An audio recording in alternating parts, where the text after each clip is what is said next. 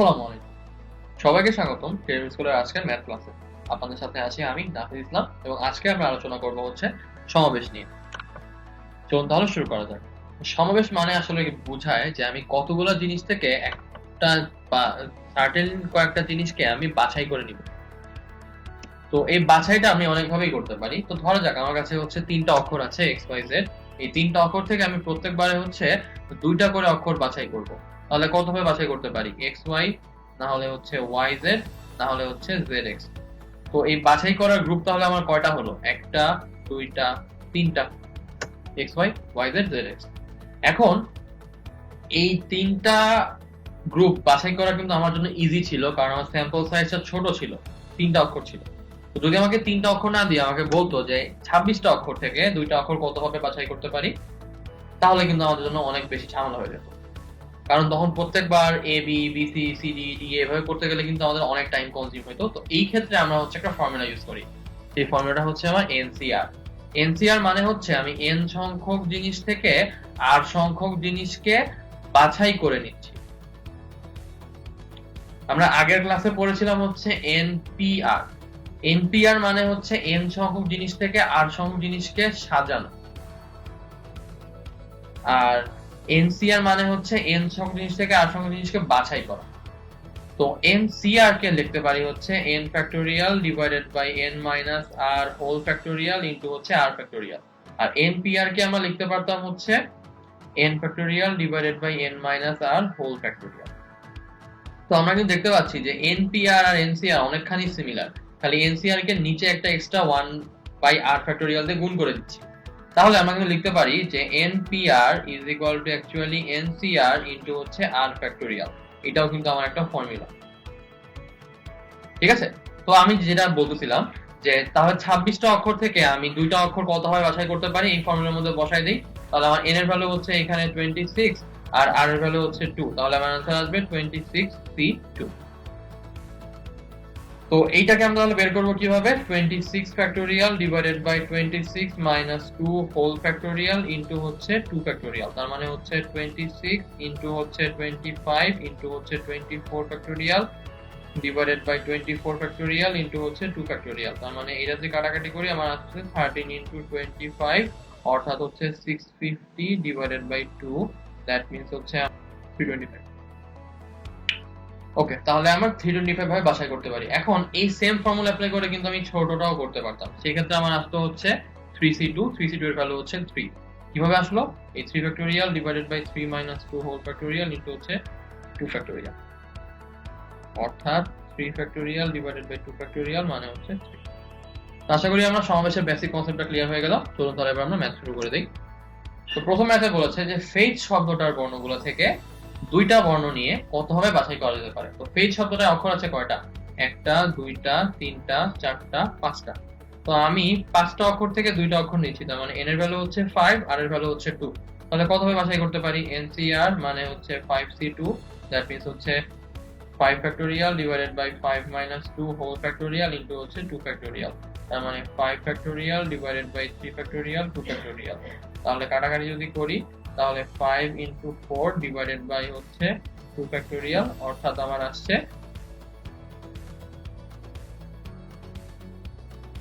10। তো এখন এই যে এনসিআর এর ভ্যালুটা বারবার এই ফ্যাক্টোরিয়াল বের করা কিন্তু ঝামেলা। এখানে আমরা একটা শর্টকাট ব্যবহার করতে পারি। কি শর্টকাটটা?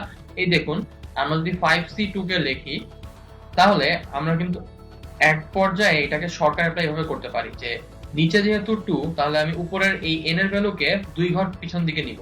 তাহলে 5 আর হচ্ছে 4, আর নিচের যে ভ্যালুটা সেটাকে আমি 1 থেকে এই পর্যন্ত যাব, অর্থাৎ 1 2। এই নিচেরটাকে গুণ করে দিলাম, উপরটাকে গুণ করে দিলাম, ভাগ করে দিলাম। তাহলে আমি যখন কাটাকাটি করি তাহলে আমার আসছে কত? আগের মতোই কিন্তু 10। তাহলে আমরা কিন্তু এই শর্টকাটটা অ্যাপ্লাই করে প্রত্যেকটা সমাবেশের ভ্যালুই ইজিলি বের করে ফেলতে পারি। ওকে, এখন এই ম্যাথটা দেখে আমাদের কিন্তু মাথায় প্রশ্ন করা স্বাভাবিক যে এটা কিন্তু দেখতে অনেকটা বিন্যাসের মতোই। ওখানে বলেছিল যে শব্দ গঠন করা যায়, এখানে বললো বাছাই করা যায়। তাহলে আমরা বুঝবো কিভাবে কখন আমরা বিন্যাস অ্যাপ্লাই করবো, কখন আমরা সমাবেশ অ্যাপ্লাই করবো? তো ব্যাপারটা হচ্ছে এখানে কিছু কিওয়ার্ড আমাদের মনে রাখতে হবে। কিওয়ার্ড গুলো হচ্ছে, যদি আমার শব্দ গঠন অথবা সাজানো অথবা সংখ্যা গঠন অথবা ক্রম এই টাইপের কথা থাকে কোশ্চেনের মধ্যে, তাহলে আমরা সাধারণত বিন্যাসের ফর্মুলা ইউজ করি। আর যদি দল গঠন অথবা কমিটি গঠন অথবা হচ্ছে যে কোনো জ্যামিতিক কনসেপ্ট অথবা পরীক্ষার প্রশ্ন উত্তর অথবা ঝুড়ি থেকে ফল বাছাই অথবা হচ্ছে উৎপাদকের সংখ্যা, এইগুলো যদি থাকে তাহলে আমরা হচ্ছে সমাবেশ ব্যবহার করি। তো এই টাইপের কিওয়ার্ড যদি আমার কোশ্চেনের মধ্যে থাকে তাহলে আমরা সমাবেশের দিকে যাব, আর যদি এই টাইপের কিওয়ার্ড কোশ্চেনে থাকে তাহলে আমরা হচ্ছে বিন্যাসের দিকে যাব। ওকে, তাহলে আমরা প্রথম টাইপের ম্যাথ শুরু করি। প্রথম টাইপটা হচ্ছে আমার দল গঠন। তো এই টাইপে বলেছে যে ধরা যাক 20 জনের একটা দল, এখান থেকে আমি হচ্ছে ক্যাপ্টেন আর ভাইস ক্যাপ্টেনের টিম বাছাই করব। তো ক্যাপ্টেন আর ভাইস ক্যাপ্টেন মিলে কতজন? এক এক অর্থাৎ 2 জন। তাহলে আমি 20 জন থেকে 2 জনের একটা টিম বাছাই করতে যাচ্ছি, তাহলে 2 জনের জোড়া বাছাই করতে যাচ্ছি। কতভাবে বাছাই করতে পারি? 2 উপায়ে।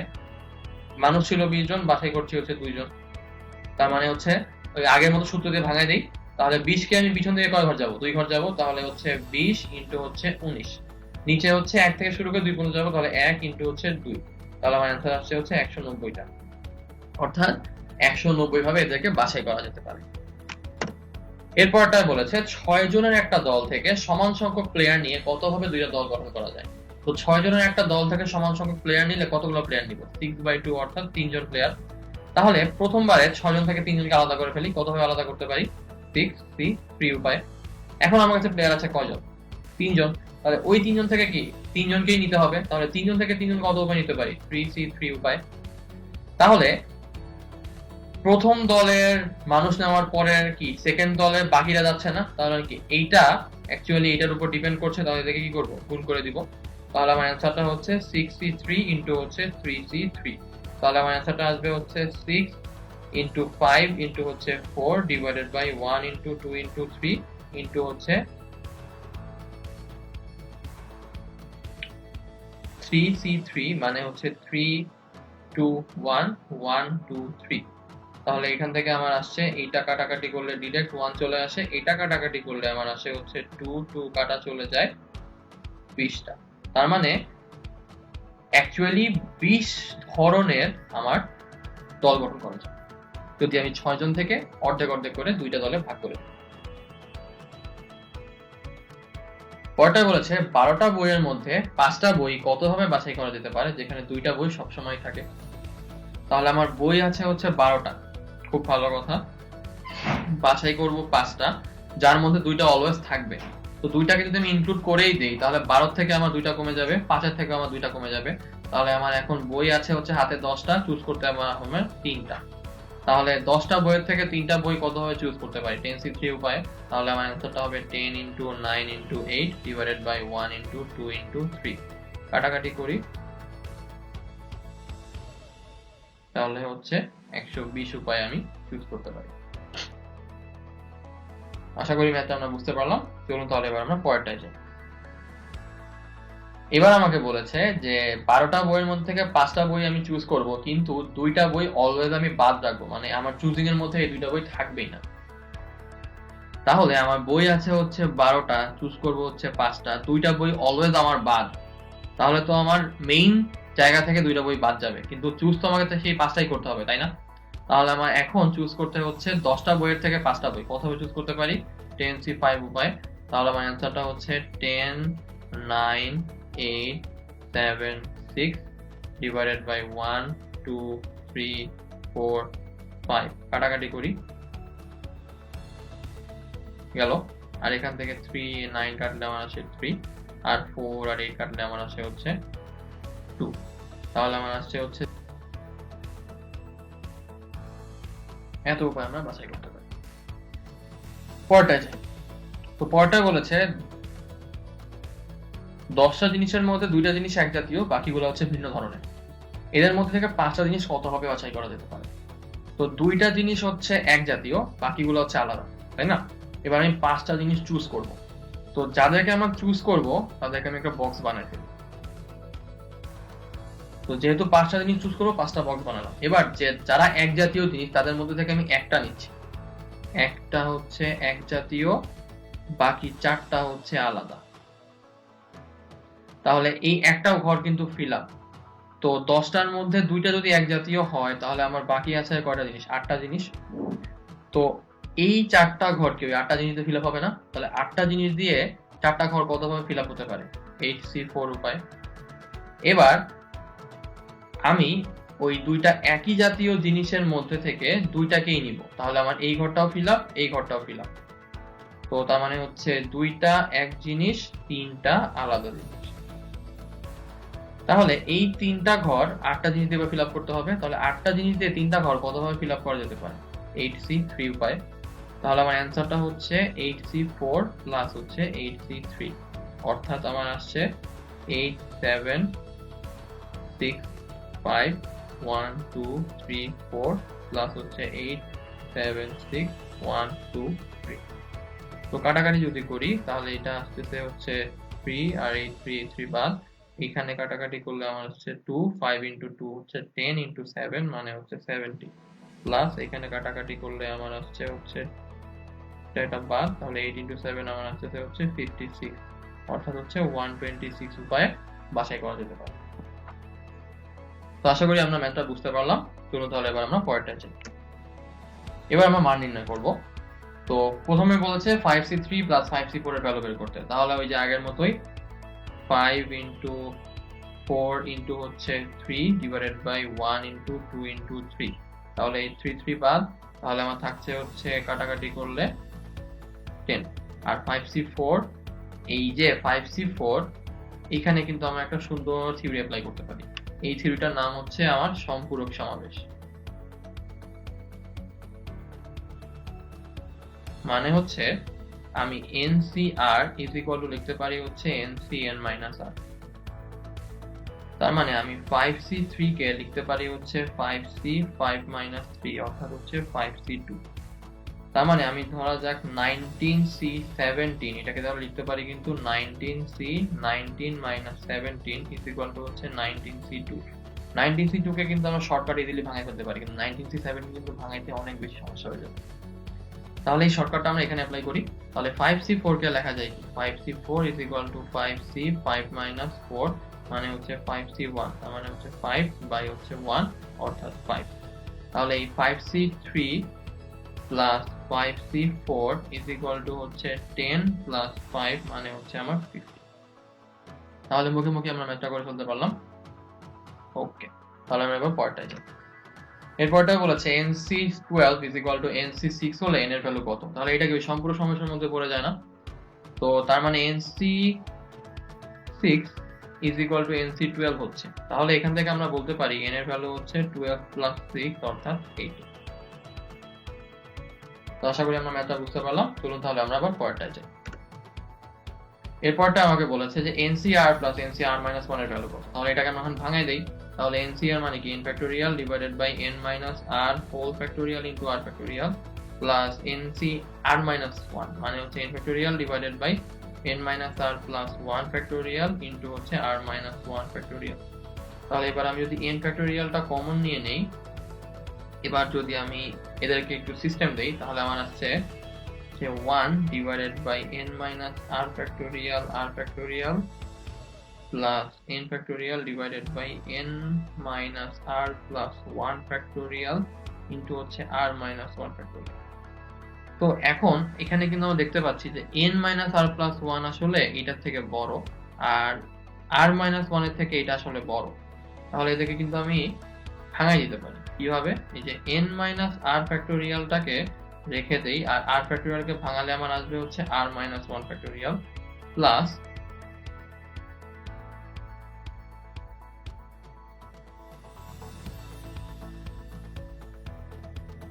আমি যদি এই n মাইনাস r প্লাস 1টাকে রেখে দিয়ে 1 কমাই দিই, তাহলে কিন্তু আমার আসবে হচ্ছে n মাইনাস r ফ্যাক্টোরিয়াল, আর এই পাশে ছিল হচ্ছে আমার r মাইনাস 1 ফ্যাক্টোরিয়াল। তাহলে টোটাল জিনিসটা থেকে কিন্তু আমার n মাইনাস r ফ্যাক্টোরিয়ালটা আর হচ্ছে r মাইনাস 1 ফ্যাক্টোরিয়ালটা কমন যায়। তাহলে আমি কিন্তু পরের লাইনে লিখতে পারছি যে n factorial divided by n minus r whole factorial into হচ্ছে r মাইনাস 1 ফ্যাক্টোরিয়াল। একটু কমন নিয়ে ফেললে আমার আসছে হচ্ছে 1 by r plus 1 by n minus r plus 1।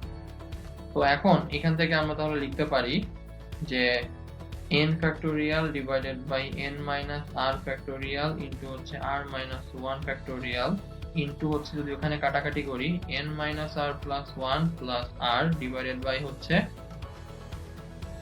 R into হচ্ছে n minus r plus one. তো এখানে কাটাকাটি করলে আর আর বাদ চলে কিছু থাকে কি n প্লাস ওয়ান, তাহলে উপরে আসছে আমার n প্লাস ওয়ান ইন্টু হচ্ছে n ফ্যাক্টোরিয়াল, নিচে আসছে হচ্ছে আমার n minus r plus one into হচ্ছে n মাইনাস আর ফ্যাক্টোরিয়াল আর r ফ্যাক্টোরিয়াল ইন্টু হচ্ছে r মাইনাস ওয়ান ফ্যাক্টোরিয়াল। তো আমি এখানে কিন্তু গ্রুপ করে ফেলতে পারতেছি। এটাকে তাহলে কি লেখা যায়, বড়টা ইন্টু ছোটটা ফ্যাক্টোরিয়াল, তার মানে হচ্ছে বড় ফ্যাক্টোরিয়াল অর্থাৎ n প্লাস ওয়ান ফ্যাক্টোরিয়াল। আবার এখানে হচ্ছে বড়টা ইন্টু ছোটটা ফ্যাক্টোরিয়াল, তার মানে লেখা যায় হচ্ছে n minus r plus one factorial. এখানেও তার মানে লেখা যায় কি r ফ্যাক্টোরিয়াল। তাহলে আমরা এখানে লিখতে পারছি যে n plus one factorial divided by n plus one minus r factorial into হচ্ছে r ফ্যাক্টোরিয়াল। তাহলে এই পার্টটা এখানেও আছে মাইনাস আর ইন্টু আর, তাহলে এটাকে আসলে কি লেখা যায় n প্লাস ওয়ান সি আর। তার মানে এটার ভ্যালু আসলে n প্লাস ওয়ান সি আর। আশা করি ম্যাথটা আমরা বুঝতে পারলাম। পরেরটায় যাই।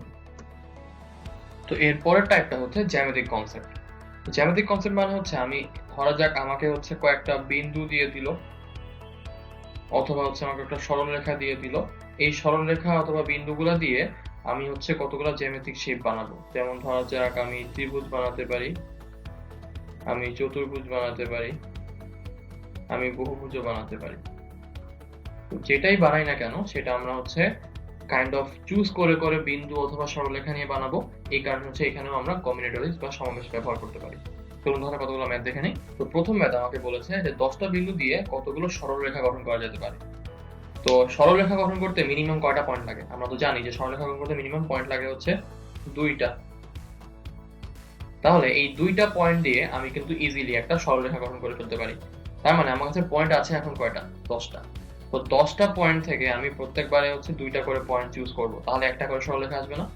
তাহলে আমি 10টা পয়েন্ট থেকে 2টা পয়েন্ট কতভাবে চুজ করতে পারি? 10c2 উপায়ে। তাহলে আমার অ্যান্সারটা হচ্ছে 10c2 অর্থাৎ 10 ইন্টু 9 ডিভাইডেড বাই 1 ইন্টু 2, তার মানে হচ্ছে 45টা সরলরেখা গঠন করা পসিবল। তো এখন আমাকে যদি বলে দেয় এই 10টা বিন্দুর মধ্যে ধরা যাক কথার কথা 4টা বিন্দু সমরেখ, তার মানে কি? তার মানে হচ্ছে এই 4টা বিন্দু আসলে একই সরলরেখার উপরে আছে। তো ধরা যাক এই 1 2 3 4 5 6 7 8 9 10। তো এই কয়টা বিন্দু যদি সমরেখ হয়ে যায় তাহলে এদের দিয়ে তো আমার সরলরেখা হবে কিন্তু একটাই মাত্র, তাই না? তো তখন আমরা যদি 10টা থেকে 2টা চুজ করে সমাবেশ গঠন করতে চাই তাহলে কি সেম অ্যান্সার আসবে? অবশ্যই না। তাহলে তখন আমরা কিভাবে করব? তখন হচ্ছে আমরা এইভাবে চিন্তা করব ব্যাপারটা যে 10টা থেকে প্রত্যেকবারে 2টা করে বিন্দু নিয়ে আমি তো সরলরেখাগুলো পেলাম, তাই না? তো এইখানে আমার এই 3টা বা 4টা বিন্দুর থেকে যে সরলরেখাগুলো আমরা পাই সেটা তো এর মধ্যে এক্সট্রা হয়ে যাচ্ছে না, কারণ এরা তো আসলে একটাই মাত্র সরলরেখা, কিন্তু বারবার ওই যে বিন্দু কাউন্টের জন্য বেশি কাউন্ট হচ্ছে। তাহলে বেশি কাউন্টটাকে আমরা বাদ দিয়ে দিব। কিভাবে বাদ দিব? ওই 4টা বিন্দু নিয়ে আমরা যে সরলরেখাগুলো পাই সবগুলোকে বাদ দিয়ে দিব। তো সবগুলোকে বাদ দিলে এরা নিজেরা 4টাই যে একটা সিঙ্গেল সরলরেখার উপরে অবস্থিত সেটাও বাদ চলে যায় না? এই কারণে আমরা কি করব? তখন একটা +1 দিয়ে দিব। অর্থাৎ যদি এই 4টা বিন্দু সমরেখ হয় সেই ক্ষেত্রে আমার সরলরেখার নাম্বারটা হবে হচ্ছে এইটা, যে আমার তখন সমরেখ বিন্দুগুলো সহ আমার টোটাল সরলরেখা আসবে 10c2 4c2 +1। অর্থাৎ টোটাল যতগুলো বিন্দু আছে সবগুলো দিয়ে যে সরলরেখাটা পাবো মাইনাস সমরেখ বিন্দুগুলো দিয়ে যে কয়টা সরলরেখা পাবো প্লাস ওই সমরেখ বিন্দুগুলো মিলে তো একটা সরলরেখা, এই জন্য +1 করে দিচ্ছি। তাহলে আমার অ্যান্সারটা আসবে হচ্ছে 45 মাইনাস হচ্ছে 4 ইন্টু 3 বাই 1 ইন্টু 2 প্লাস 1। তাহলে কাটাকাটি করলে এখানে আমার হচ্ছে 2 মানে 6 মাইনাস 6 প্লাস 1 তার মানে হচ্ছে -5।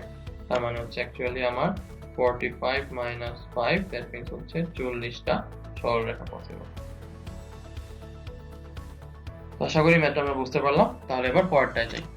তো এখন তো আমরা সরলরেখা গঠন করে ফেললাম, এবার যদি ত্রিভুজ গঠন করতে চাই তাহলে কিভাবে করব? তো আমরা কি জানি ত্রিভুজ গঠন করতে মিনিমাম কয়টা পয়েন্ট দরকার? মিনিমাম আমার হচ্ছে 3টা পয়েন্ট দরকার। 3টা পয়েন্ট হলে কিন্তু আমরা ত্রিভুজ গঠন করে ফেলতে পারি। তাহলে আমার কাছে পয়েন্ট আছে হচ্ছে 10টা আর আমার লাগবে হচ্ছে 3টা। তো 10টা থেকে যে কোনো 3টা পয়েন্ট কত উপায় চুজ করতে পারি? 10c3 উপায়। তাহলে আমার অ্যান্সার হচ্ছে 10 into 9 into 8 divided by 1 into 2 into 3। কাটাকাটি করলে এখানে 3 আসবে, এখানে আমার 4 আসবে। তাহলে 3 into 4 মানে 12 into 10 মানে হচ্ছে 120টা। তাহলে 10টা থেকে 3টা বিন্দু নিয়ে আমার আসলে সরলরেখা ত্রিভুজ পসিবল হচ্ছে 120টা। তো এখন সেম কেস, এবার যদি আমাকে আবার আগের মতো বলে যে 4টা বিন্দু সমরেখা, তাহলে কি করব? তাহলে আগের মতোই কেস, যে আমি 10টা থেকে 3টা নিলাম। এখন যদি 4টা বিন্দু সমরেখ হয় তাহলে ওই 4টা দিয়ে আমার কিন্তু আসলে শুধুমাত্র একটা সরলরেখাই পসিবল, কিন্তু এদের দিয়ে তো কোনো ক্ষেত্র আবদ্ধ হবে না। হবে কি? যদি ক্ষেত্র আবদ্ধ না হয় তাহলে কি কোনো ত্রিভুজ হবে? হবে না। তাহলে আমরা এই 10c3 থেকে এই 4টা বিন্দু নিয়ে গঠন করা ত্রিভুজগুলো বাদ দিয়ে দেই, তাহলে আমার হয়ে যাচ্ছে না? আমার অ্যান্সার আসবে হচ্ছে 4c3। ওই 4টা থেকে 3টা নিলে যতগুলো ত্রিভুজ হয় সেগুলো। কিন্তু এখানকার এই +1টা হবে? হবে না কিন্তু, কারণ +1 দিয়েছিলাম যে সরল রেখা জন্য, কারণ সমরেখ মানে অ্যাকচুয়ালি কি একই সরল রেখায় অবস্থিত। তো 4টা তো একই সরল রেখায় অবস্থিত, কিন্তু 4টা তো একই ত্রিভুজে অবস্থিত না। তাহলে কিন্তু এই +1টা এখানে আসবে না। আমার অ্যান্সারটা হবে হচ্ছে 10c3 - 4c3, অর্থাৎ 120 মাইনাস হচ্ছে 4c1 সম্পূর্ণ সমাবেশ। দ্যাট মিন্স হচ্ছে 120 মাইনাস হচ্ছে 4, দ্যাট মিন্স হচ্ছে 116। এতগুলা ত্রিভুজ গঠন করা পসিবল। আশা করি ম্যাথটা আমরা বুঝতে পারলাম। তাহলে এবার পরেরটায় যাই। এবার আমরা চতুর্ভুজ গঠন করতে চাই। তো চতুর্ভুজ গঠন করার জন্য মিনিমাম কয়টা বিন্দু দরকার? 4টা। তাহলে একইভাবে আমরা 10 থেকে 4টা বিন্দু কত উপায় নিতে পারি? 10c4 উপায়। আর যদি এবারও ধরে নেই হচ্ছে 4টা বিন্দু সমরেখ,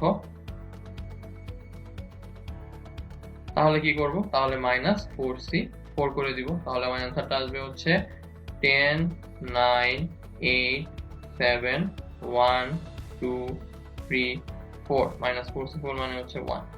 তাহলে কাটাকাটি যদি করি, এখানে আমার 3, এখানে এখানে এখানে কাটাকাটি করলে চলে যায়, কারণ 2 into 4 মানে 8, 8 কাটা চলে যায়।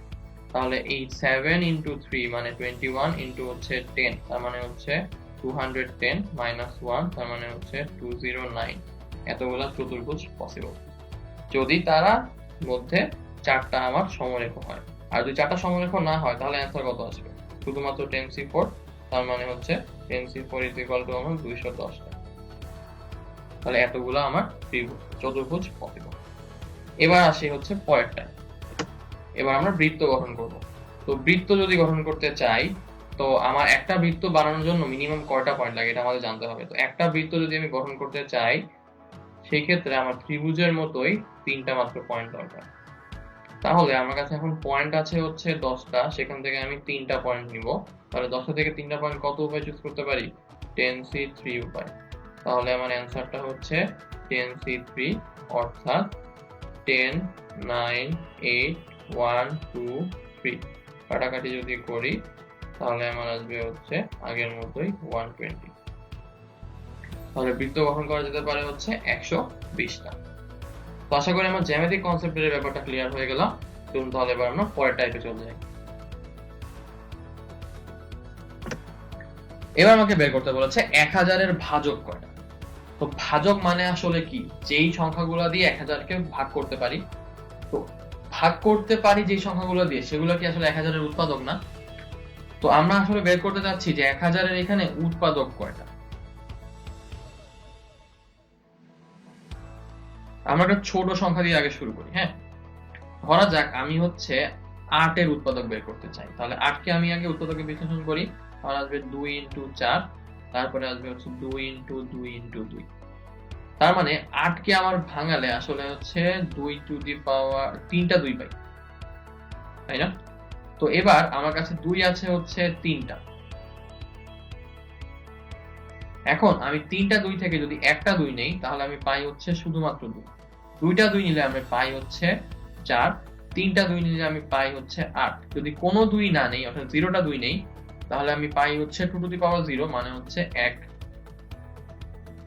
তো আমরা কি দেখতে পাচ্ছি যে 2 8 এর একটা উৎপাদক, 4 8 এর একটা উৎপাদক, 8 সেটাও 8 এর একটা উৎপাদক, আর 1 তো অবভিয়াসলি 8 এর একটা উৎপাদক। তার মানে আমি এই যে মৌলিক উৎপাদকে বিশ্লেষণ করার পরে যতগুলা মৌলিক উৎপাদক পাচ্ছি তাদেরকে একবার দুইবার তিনবার করে নিলে আমার কিন্তু একটা একটা করে ওই বড় সংখ্যাটার উৎপাদক আসছে। তাহলে আমি মৌলিক উৎপাদককে যতবারই নেই ততবার একটা করে আমি মেইন সংখ্যাটার উৎপাদক পাই। ব্যাপারটা এরকম দাঁড়াচ্ছে না? তাহলে আমি যদি কোনো একটা সংখ্যাকে মৌলিক উৎপাদকে বিশ্লেষণ করে কতগুলো মৌলিক সংখ্যার গুণফল হচ্ছে একটা সার্টেন টাইপের সেগুলো বের করে ফেলে তাদেরকে গুণ করে দেই, তাহলে কি আমার টোটাল উৎপাদক সংখ্যা চলে আসছে না? তাহলে সেই হিসাব করলে আমার টোটাল ভাজক সংখ্যাটা চলে আসবে না? ব্যাপারটাকে আমরা বুঝতে পারলাম? তাহলে আমরা শুরু করে ফেলি। তাহলে 1000কে এবার তাহলে আমরা মৌলিক উৎপাদকে বিশ্লেষণ করে দিই। তাহলে আমার আসবে হচ্ছে 2 ইন্টু 500, দেন 2 ইন্টু 5 ইন্টু হচ্ছে 100, দেন 2 ইন্টু 5 ইন্টু হচ্ছে 5 ইন্টু 20, দেন 2 ইন্টু 5 ইন্টু 5 ইন্টু 2 ইন্টু 10, দেন 2 into 5 into 5 into 2 into 2 into 5। তাহলে আমার এখান থেকে পাচ্ছি 2 3টা, 5 ও আমার 3টা। তাহলে এইখানে আমরা কিন্তু 2 পেয়েছিলাম 3টা, কিন্তু 2 কে আমি নিয়েছিলাম 4 বার। কিভাবে? 2 এর পাওয়ার একবার নিলাম, 2 এর পাওয়ার 2 বসাইলাম, 2 এর পাওয়ার 3 বসালাম, 2 এর পাওয়ার 0 বসালাম। তাহলে এখানেও 2 যেহেতু 3টা পাই তার মানে আমি অ্যাকচুয়ালি 2 কে কতবার বসাবো? 4 বার বসাবো। এখানে 5 এর পাওয়ারও 3 বার পেলাম, তাহলে 5 কে আমি কয়বার বসাবো? 4 বার বসাবো এটার মতো করে। তাহলে এই 4 বার 2 কে নিলে আমি হচ্ছে 1000 এর কতগুলো উৎপাদক পাবো? আবার 4 বার 5 কে নিলেও আমি 1000 এর কতগুলো উৎপাদক পাবো? আবার 2 আর 5 আলাদা আলাদা ভাবে না নিয়ে যদি একসাথে নিই তাহলে কি আমি আরো কতগুলো উৎপাদক পাবো না? তাহলে যতবার করে নিচ্ছি এই বার সংখ্যাগুলোকে যদি আমি গুণ করে দেই তাহলে কি আমি টোটাল 1000 এর উৎপাদকগুলো পেয়ে যাব, কারণ ডিপেন্ডেন্সি চলে আসছে এখানে। তাহলে আমার অ্যান্সারটা হচ্ছে 4 ইনটু 4 অর্থাৎ 16টা। তাহলে 1000 এর ভাজক আসবে হচ্ছে আমার 16টা। আশা করি ম্যাথটা আমরা বুঝতে পারলাম। এই সঙ্গে সমাবেশের এই পার্টটা আমরা এখানেই শেষ করে দিচ্ছি। পরবর্তী ক্লাসে আমরা নতুন একটা চ্যাপ্টার শুরু করব। আশা করি আমি যে টপিকগুলো কভার করেছি আপনারা সেগুলো খুব ভালোভাবে বুঝতে পেরেছেন। পরবর্তী ক্লাসে আমাদের পুনরায় দেখা হচ্ছে। সেই পর্যন্ত সকলের সুস্থতা কামনা করে আমি নাফিজ ইসলাম আজকে আপনাদের থেকে এখানেই বিদায় নিচ্ছি। ধন্যবাদ।